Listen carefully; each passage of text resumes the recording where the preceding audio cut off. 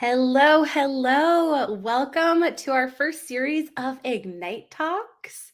I love Ignite Talks. Um, I'm really excited to kick them off today. Please introduce yourself in the chat. I hope you've been having a phenomenal Seesaw Connect so far. We are so happy you're here with us today. Oh, Bermuda. Welcome, Nicola. Elizabeth from LaGrange, Illinois, welcome. Make sure to tell us your role to Saudi Arabia, Vermont, LA. It is so fun getting to connect with teachers and school and district leaders from all around the globe. It is really incredible, and we are so, so happy you are spending your day with us. So, I'm Emily from the Seesaw team. And as I mentioned, I am so excited to launch our first series of Ignite Talks. We're going to have another round tomorrow. In just 5 minutes, each of these innovative educators will share quick and powerful strategies that you can implement immediately. So these are a little different than our other sessions. Each presenter is going to have 5 minutes to share with you. During this session, we encourage you to take notes, share insights, and be really active. Remember, by being active, you are earning points for the leaderboard. In the top right, you'll see the chat that is for sharing and connecting. If you'd like to use closed captionings, you are more than welcome. Make sure to stay the whole time so you can get your PD certificate. And we are going to be having another Seesaw gear giveaway. All right, I am so excited to hand it over to our first presenter, and I hope you enjoy. Hello there, and welcome to Creating Seesaw Scavenger Hunts. I am Lainey Rogers. I am the Elementary Instructional Technology Coach for my school district in South Carolina, and I work with 12 elementary schools. And a question that I hear a lot is, how can I help my students apply their learning in the real world? And that's something we all want. We don't want them to just have theoretical knowledge. We want them to know how to use it. So my answer to that is Seesaw Scavenger Hunts. So, why Seesaw Scavenger Hunts? Well, first, you can find real life examples. The kid needs to know what a square is. Well, what's a square? There it is. They found it in real life. Another reason why, you can scaffold support for all learners. Do the kids need audio directions? Do they need an explanation, an example? You can put that in Seesaw. And then kids who need all kinds of supports, or the lack thereof, can participate. And another reason why, you can use Seesaw's multimodal tools to learn more about students' understanding. These girls here have completed their scavenger hunt, and they are recording each other explaining why they took the pictures or videos that they took. So, ideas for Seesaw scavenger hunts. There are so many possibilities. You could use it at the beginning of the year and have students find locations around the classroom. You could have kids find basic colors in preschool or more sophisticated colors in art class. You can have kids find letters around the room or the school, find different 2D or 3D shapes in geometry at all kinds of math levels. Have students find specific lab equipment in the science lab, or have kids model different facial expressions when learning about emotions or character traits, or have kids find or create different moods around the school or in the classroom. There are endless possibilities. So, practically, how do you do this? Well, first, choose the topic or standard that you want your scavenger hunt to cover. Next, decide, is your scavenger hunt going to be a pretest? Is it going to be a formative assessment while the students are learning about the concept? Or will it be a post-test to evaluate what they have learned at the end? Or is your scavenger hunt just going to be for fun? Next, set up the scavenger hunt with frames. I love frames. So you can choose to have pictures, you can choose to have videos, you can choose voice recordings, or a combination of all of them. This is another way you can scaffold by determining what kinds of frames your students need. Next, assign it in Seesaw to your students. Then go over the expectations. How do you expect them to complete the scavenger hunt? What kind of work do you want to see from them? And what kind of support should they expect from you? Then gather some volunteers. I recommend some parents or some other members of your school community and go scavenging. It's a lot of fun, but extra adults are good. So, my experience, we only have Seesaw kindergarten through second grade in my district. So, I have done hunts with pre K and with kindergarten, but they have primarily been math based. So, different kinds of shapes and counting, one to one correspondence. So, one group that I went with, they were finding shapes. A hexagon was not one of the shapes that they were supposed to find, but a kid noticed this shape and asked me what it was. So I told him it was a hexagon. And as we searched through the school for other shapes, he kept finding hexagons. And it was really neat because he was so excited and he'd added some learning to himself because he really saw the thing in real life and it meant something to him. So I love that.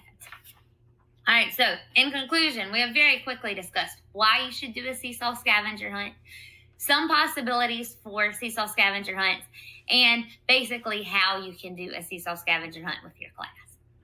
This here is an example, an early example of a Seesaw scavenger hunt 3D shapes that I did with students. This handout that you should be able to get will link you to those early Seesaw lessons. Please feel free to get those and modify them. Please make them better because these were just very early samples. Thank you. I am Lainey Rogers. If you would like, we can connect on X, Twitter. I am at Coach L. Rogers. And then I also have an EdTech YouTube channel called EdTech Lane. If you try a Seesaw scavenger hunt, please be sure to tag me on Twitter and let me know how it goes at Coach L. Rogers. So now go off and enjoy finding things IRL. Thanks. Hi Seesaw Connect. Thank you so much for joining me today for my Ignite session called Using Assessment Data to Guide Literacy Instruction. My name is Hannah Irian-Frake. I am a third grade teacher with a little over 16 years of classroom experience. I am also the letters facilitator for my school district and a self-proclaimed science of reading nerd. I wanted to share with you today about literacy assessment because if you are someone who works with students teaching them how to read, you are going to be more effective if you're using assessment data to inform your instruction and to inform your decision making. I know that the world of literacy assessments can be super overwhelming, so I'm hoping to give you a little bit of clarity today. All of what I share with you does fit within an MTSS model. MTSS stands for Multi-Tiered Systems of Support, and it is a framework for providing literacy instruction and intervention that is designed to prevent reading failure. I'm going to talk to you about 3 types of assessments. The first is screening assessment. That is assessment that you give to all students. It is quick to give. It is efficient to give to everybody. It provides you a snapshot of a student, and it is meant to be predictive of reading success or reading failure. It's a little red flag that tells you who you need to look at further. After screening assessment, you're going to pull out some diagnostic assessments. These are for some kids, the kids who had red flags. They're more lengthy to administer, but they do provide you really detailed information about a student's skill level. They help us decide where we need to start intervention for specific students. And third, progress monitoring assessment. This is assessments that students receive if they are in an intervention, and it should align to the intervention they are receiving so that it can help us to evaluate the effectiveness of the intervention we are providing for that student. When I am thinking about how these assessments fit together, I have a flow chart that I think through. Start up at the top left with that yellow star, and we know that all students get the screening assessment. And after the screening assessment, we're asking ourselves, did they meet grade level expectations or not? If they did meet the grade level expectations, then they are good to go with their core Tier 1 curriculum and any potential enrichment opportunities that you're able to provide. If students did not meet grade level expectations on the screening assessment, then we dive into diagnostic assessments so that we can find the student's lowest level of need. We use this information to plan our intervention. We can be efficient by grouping students together who have similar needs. And then we're going to use progress monitoring data to decide if the intervention we're providing is working for students or not. Here are two examples of screening assessment data or assessment tools that are both free and easy to use. Acadience K6 is my favorite, and Dibble's Next is a close second. Some diagnostic assessments that I love to use are listed here on this page. With a diagnostic assessment, you want to think about what information you need to know about that student, and then you're going to pick the diagnostic that will tell you that information. If you're wondering about their phonemic awareness skills or their phonics skills, their spelling or their comprehension, there are lots of awesome and free diagnostic assessments you can use. And finally, here is a list of some good progress monitoring assessments. I love using Acadience because it's easy and I know how to use it, but other districts have other options available to them. Remember that your progress monitoring tool should match the intervention you're providing so that you can measure the student's response to intervention. So if I am providing a phonics intervention, I want to use a phonics progress monitoring tool to make sure that they are making progress. With all of this good data that you've collected, you're now set up to make really good data-based decisions. You can decide if there needs to be adjustment to core Tier 1 instruction in your district. You can plan student intervention groups. You can choose the interventions that are best fit to each student or group of students. And you're able to evaluate if that intervention is working. Here are some of my favorite ways for adjusting intervention if your progress monitoring data shows that it is not working very well. You can increase time or frequency where you are seeing students for a longer time or more often. You can reduce the group size, so work more one-on-one if possible. You can add more repetitions, my favorite, more opportunities for students to respond and do the hard work. And you could try changing the adult or the intervention. Find a more specialized adult or find a more intensive intervention. Here are my free favorites. If I had to choose, they're there for you to take. And then a page just full of resources for learning about more. Please feel free to reach out. This was Fast and Furious, and if you have questions or want to chat, you can find me on social media at Reading with Mrs. If or on my website or through email. Thank you so much, Seesaw Connect. Welcome, educators. Unleash the power of Seesaw for your ELL students. I'll show you how to boost their confidence, build language skills, and give them a creative platform to shine. I'm Wanda Adams, an instructional technology integrationist. Are you frustrated seeing your ELL students struggle to find their voice in class? Here is how we can utilize Seesaw's multimedia tools to amplify students' voice. Let's get started. Let's acknowledge the challenges ELL students face when it comes to speaking up in class. They might feel anxious about making mistakes, or have limited vocabulary, or simply not be comfortable expressing themselves in a new language. Seesaw is a powerful platform that can transform your classroom into a space where ELL students feel comfortable taking risks and expressing themselves. Storytelling is a fantastic way to build confidence in ELL students. Seesaw's recording capabilities allow them to narrate stories at their own pace. Adding visuals helps them express themselves more effectively. Want to boost learning? Try this. Combine Seesaw with Newsella. Students read articles, then use Seesaw to make summaries or even argue their points. It's like a fun way to build reading and thinking skills. Level up learning with Seesaw and stop motion. Students can build animations like a flower blooming, then explain it with voiceovers, captions on Seesaw. It's science or any subject brought to life. ELL students take charge. Seesaw lets them track their speaking with rubrics. Think fluency, pronunciation, vocabulary. They can set goals and reflect on their progress, celebrating their wins along the way. As an educator, I've seen firsthand how these tools can transform shy ELL students into confident speakers. One of my students went from being unmotivated in class to leading a group discussion within months.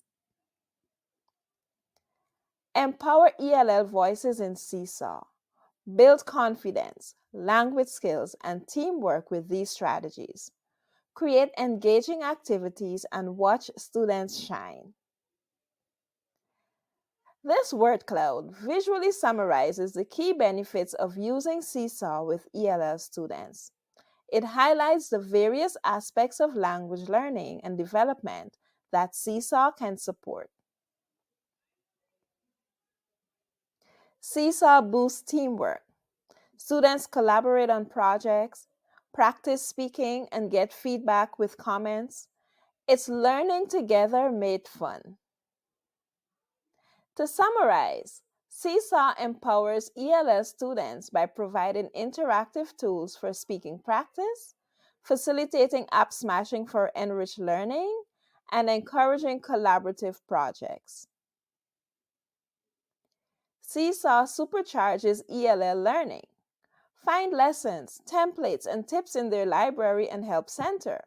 Plus, connect with other teachers for even more ideas. Thank you for your time and attention. Feel free to connect with me for more ideas and resources. Let's continue this journey together. Let's empower every student to speak confidently. Your actions today can make a world of difference for them. Here are some additional resources to get you started. Let's keep the conversation going and share our successes. The teacher resource page has a plethora of resources to support all stakeholders. Upskill yourself and become a Seesaw pioneer. Thank you. Welcome to Student Empowerment with Inclusive Design, a Seesaw Ignite Talk. My name is Bridget Castelluccio, and I'm a digital learning consultant. To get the resources, please feel free to access the bit.ly. Student empowerment. Oftentimes we think more about engagement, but engagement is what you as the teacher can do for your students, where empowerment is about helping students to figure out what they can do for themselves. The Universal Design for Learning UDL framework from CAST strives to create a learning environment where all students become expert learners. Katie Novak in our UDL Now says empowerment is the ultimate goal of UDL. UDL educators have 3 beliefs. Variability is the rule, not the exception. All students can work toward the same firm goals and grade level standards, and all students will become expert learners if barriers are removed. A framework is a set of principles, beliefs, and values that guide our work. So the UDL framework has 3 pillars. It is based on brain research. The effective network is the why, and it's engagement. So for expert learners who are purposeful and motivated, we stimulate their interest and motivation for learning. With the recognition networks, the what of learning, the pillar of representation, to create resourceful and knowledgeable learners, we present information and content in different ways. And the strategic network, the how of learning, is the action and expression pillar. To create strategic and goal-directed learners, we differentiate the ways that students express what they know. So how do we design instruction with UDL mindset? I will be using examples from an Esperanza Rising Seesaw activity, which you have access to.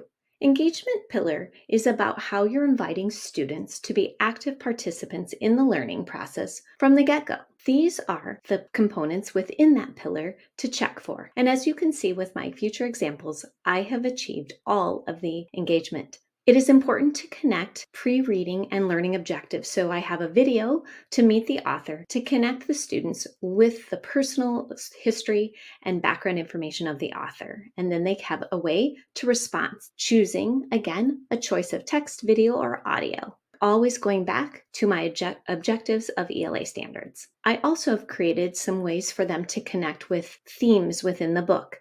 Again, my firm goals for my ELA standards, but also interest in what they seem to think about is a connection. So this is about important decisions.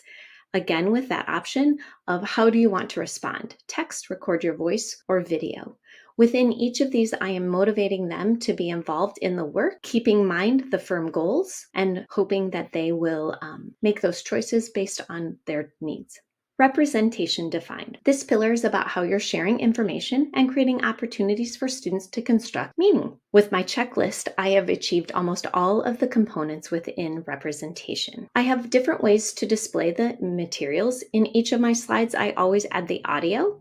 In this, they're also going to engage in the first chapter by watching a video of the author read the chapter. They will have access to the audiobook as well as the physical print. Then we are going to emphasize sketchnoting and using drawing tools on the next slide so that they can use that visualization to represent and make connections. I also realized the barrier would be understanding the setting in Mexico.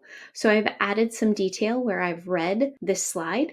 They have access to the Britannica Kids article on this location in Mexico, which is an immersive reader, and they can see pictures and videos of that. Again, they'll have that choice to type in a response of a fact they've learned. Another barrier I realized was that with the many Spanish words in this book, they would have some challenges connecting those. So I've embedded a Quizlet. The Quizlet has an immersive reader. It will read the English words, the Spanish words, and give definitions and read those as well. The action and expression pillar is about how we're supporting students to navigate and organize information and demonstrate their knowledge in a way that's respectful to them as a learner. Within this component, I can use Seesaw and my activities to check all of the action and expression components. It's important to have them understand the vocabulary. This also is part of that representation, as well as in the action and expression.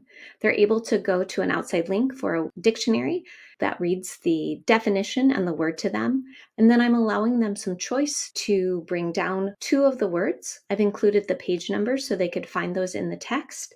And then asking them either to take a picture or to do a drawing with the drawing tools to express their understanding of that word. In relation to the goal of learning about themes of books, I've encouraged them to consider their own definition of courage, thinking about someone who has courage and what difficulties they might have faced, and allowing them 3 different ways to express their learning. Also on the side, I've highlighted how important it is for the Seesaw slides and pages to be in a sequence that allows students to naturally move through those activities in a way that makes sense and is easy for them to navigate, oftentimes using icons or symbols to allow them to know what parts they should be doing. So what will be your next steps? Katie Novak in the Shift to Student Led says the power of UDL is in recognizing variability, articulating firm goals, and shifting decision-making to students to foster that expert learning. That's empowerment.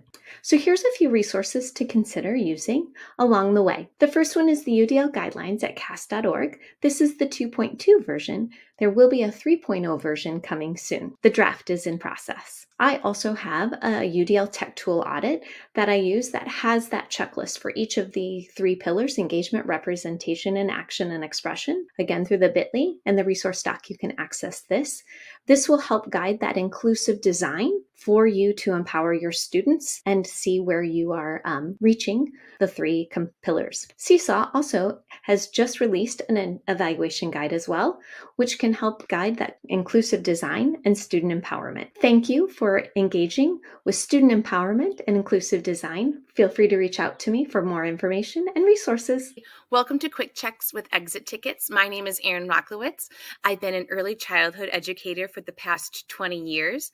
I teach kindergarten in a small suburb outside of Milwaukee, Wisconsin, and I'm so glad that you're here. I just have so much time to check in my students, said no teacher ever. I don't know about you, but I'm constantly running around trying to figure out how to get my students' data, how to best fit their needs, but sometimes I can't always get to them. So my solution? Exit tickets. Exit tickets are 1 to 3 questions depending on the lesson that you want to know. So here's a couple of examples that I use. So we use bridges in my school district. So there's one about 2D shapes and 3D shapes, simple enough for kindergartners to do, colored in, easy to do. The other one, you can see that the students had to write the numbers that come before and after. My student had a little bit of issues writing the numbers, and they weren't they were confused about it. So we sat together and did it. Both of these I made on just an easy word program, copied and pasted them and put them up on Seesaw. Or you don't even need to put them on Seesaw. If you just isn't having you do that, you can just print them out. Another example that I have for you for ELA is that you can listen to your students read. This one was on Seesaw. The students had to read each word, and it was awesome for me to hear. I could listen to it on my own time, and I could hear which students were having issues reading those words or which students were able to move on. And what's also great about Seesaw is that the parents were able to hear it as well. The other example was a phonics sort. This one I actually purchased on Teachers Pay Teachers, so thank you to Dee Dee Wills. This one whereas the students were learning the concepts of why that makes the I sound or just the regular long I. This student had a little bit of issues, so I knew there was time for me to help and intervene. My science example here is that we were learning about plants' needs, and this example was found in the Seesaw library. Students had to switch out or had to distinguish which was a need and which was not a need between plants. Students that were able to get it, hooray. Students that weren't, we pulled together and be able to figure that out later. Teacher, I'm done. What do you do with these exit tickets once they come into you? Well, obviously, the very first thing that you need to do is that you need to grade them. You need to see where the students had problems or where they didn't. So that brings me to step 2. Who got it? Who doesn't have it? A lot of times I sort my exit tickets into who got it, who doesn't. And then I'm going to step 3, meet with those students that don't understand. That can be done in a small group time like I had number 4, or maybe I can just quick pull them over when the students are doing a different activity, an independent activity. I'm also able to see trends over time. What students are constantly getting this concept and they are ready for a challenge, or which ones are not quite ready yet and they need some more extra teaching. So how exit tickets helped me was that I was able to get that data that I so needed. I was able to help many students understand that concept where sometimes they would just kind of brush through. And especially like in math, I was thinking that many of my students understood the concept of the number before and number after, and they just didn't. I was able to see that through my exit tickets, and they were able to do it. It was also a really great communicator to parents that I was able to say, hey, this is what your child needs help on. So I love this idea. You're thinking to yourself, how do I get started, Erin? Well, the first thing I would do is to start small. Don't go all out. I would pick a subject that you feel most comfortable for. For me, that was math. And what I did was I went through each lesson and I wanted to see what I really, really wanted my students to understand. And that was what the questions were about. And step 3, that you work with your team. Get with your team, get with your PLC and talk about exit tickets and to share the load. So what I want you to do now is go out, get that meaningful data for your students and help support your students. You got this. Thank you so much for listening to this Ignite Talk. Feel free to contact me anytime. My email address is right there, and I would love from hearing from you. Thanks, everybody. Have a great time. Hi, and welcome to Seesaw Connect. This is Student Voices, crafting dynamic student-made newsletter with Seesaw.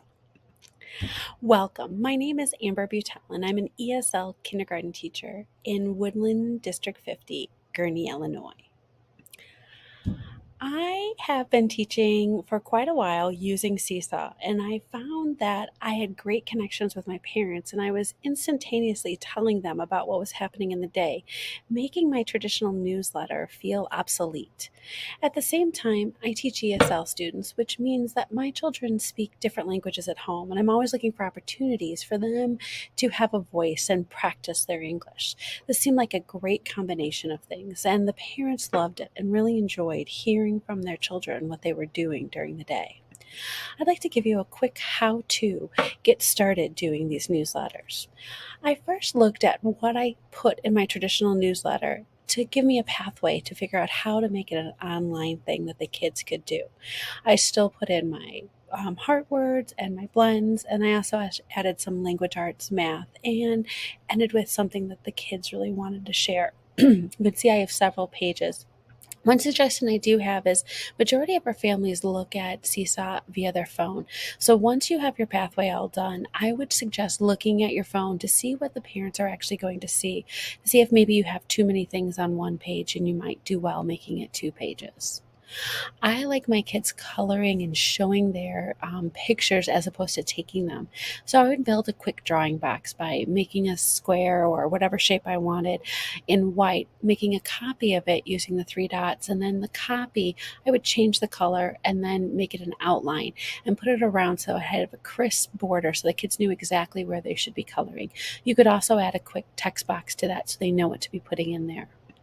Since I started, Seesaw has added this great creative canvas frames, which you can put right into your newsletter and allows the kids to know exactly what they should be doing on that page so that they know exactly what you're looking for, a picture or text.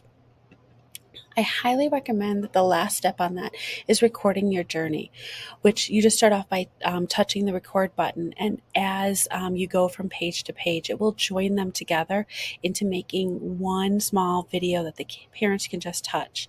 Now, I do mine with the younger kids where I have them do some of the drawing, then I stop, we talk about it. And then we start recording, and then I'll stop again, and we'll repeat that several times so the parents aren't watching the kids actually doing the drawing. It also gives us a chance to talk about what we were looking for in that spot. Last thing I'd like to share with you is some handy tips that I found to make your transition that much easier. One of my pitfalls was when I first started and I transitioned from traditional to student newsletter is I thought there had to be certain things that were put into the newsletter because that's what I would have put in had I been writing it. And I found that while the kids were the ones doing the talking, it was still me driving what was being put in there. Once I started asking more open ended questions like, what do you remember during math? Or what was your favorite thing? I learned so much about what was happening in my classroom and what was important to my kids. So if you take nothing else, make sure you ask the open ended questions. With that said, I will say that, especially with the younger kids, I do a pre talk. I show them what we're going to be talking about or what we're going to be putting on this page. And I ask them the question. Then we kind of talk about, well, how can you represent that in a picture? And then we kind of go through some things that they might want to say. Some of my kids need a little bit more support in this, and I might be in there talking a little bit more on the end result that the parents see, just because my kids need a little bit more support in some of the places. The last thing I did, I just added this year, and I noticed that there were still some things that I needed to share with the parents. Like, we have a library lesson that changes every week, and I want them to know when they need to turn in their library books. So I would send them out a note on Seesaw Connect with the parents, and I started realizing that that's something that the kids can do too. So we came up with this newsflash thing. It was so popular that I'm actually going to add it to my job list next year as the reporter to share these cool flashes that happen in our classroom. I hope this has motivated you to start your own student led newsletter in your classroom. Please reach out if you have any questions or something you'd like to share with me. And thank you so much for your time. P.S. Here's an example of one of our newsletters. Feel free to download it or use the QR code. Hello, welcome to Reignite Your District's Seesaw Initiative. I'm Heather Solis, and I'm a digital learning coach in Texas. So we saw a sharp decline in the use of Seesaw after COVID. Teachers were using it during COVID, and that was their way that they were communicating with their students and sharing work with them. But once students returned to the classroom, they kind of took a step away from it. And so we asked ourselves, how could we increase our Seesaw usage to leverage the new features that came out last fall? And also, how could we encourage teachers to create impactful technology learning experiences for our students using Seesaw? So this is where we started. We had about 46% of our teachers were active the previous year. And then we had about 70% of our students active and 19% of our families active. And this is for the school year of 2022 to 2023. So we set goals for ourselves. we met with our Seesaw rep, Julie, and we wanted to set goals around the implementation of Seesaw in our district and kind of identify some action steps that we could take to achieve our goals. We really wanted to focus on instruction.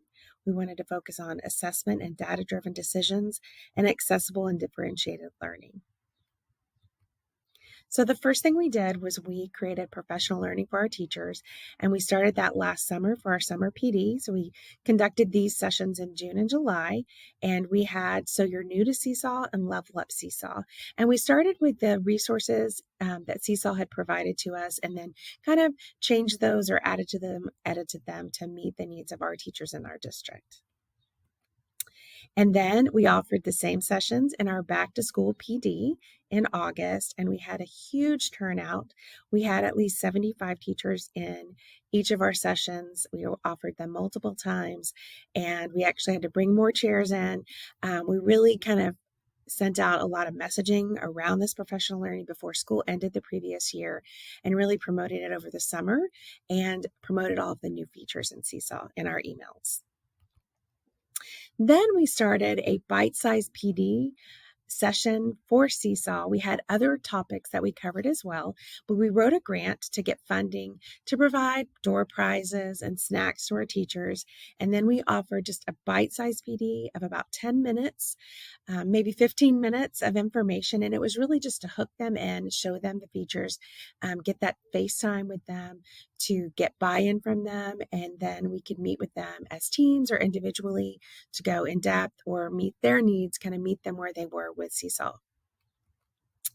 And then we offered another session in February. We wanted to kind of take it to the next level.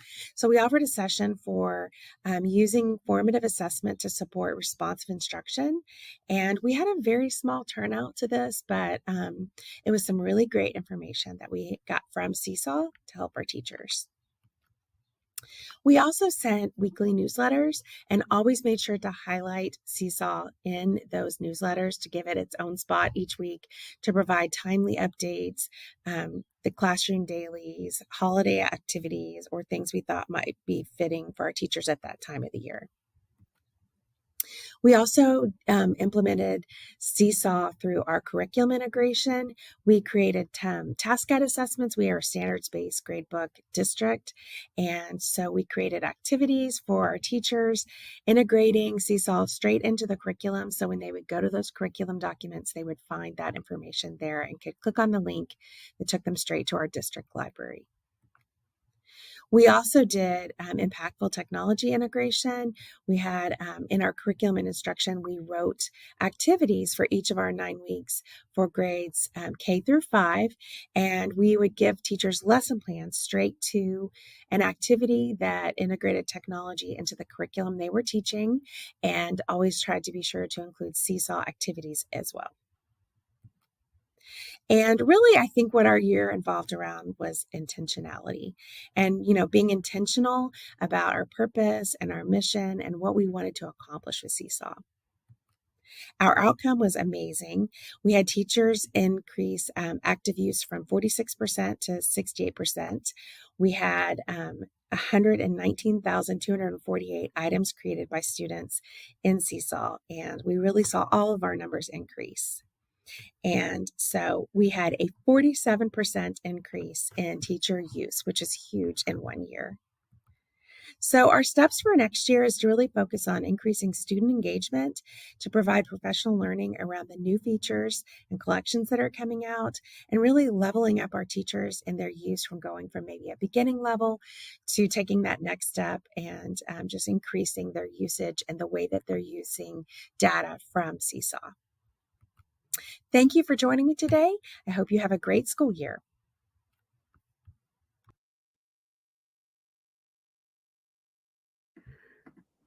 What a phenomenal group of educators. I did add those bit.lys to the handouts, and all of these sessions will also be available on demand until November 3rd. So if you missed a link, you'll still be able to access all of those links. It's also kind of hard to manage. There's a lot of amazing links being shared. So we'll make sure that you have access to all of those as they're available on demand. Now, for a little bit of fun, we're going to do another giveaway. All right, I'm going to spin that giveaway and we're going to get 2 winners. Let's see who they are. Amazing. Cynthia and Lauren, your names are on the board. We will follow up with you early next week so you can claim your prize. There is absolutely nothing you need to do because I have all your information when you registered. Thank you all so much for joining. You do have a bit of time between your next session. You can go chat with other people. You can take a little break if you want. I know normally as a teacher, like break, what is that, right? But make sure to keep engaging because you can keep earning points on the leaderboard. We have more fantastic sessions coming up. And thank you so, so much for joining us. I'll see you soon in the next session. Bye.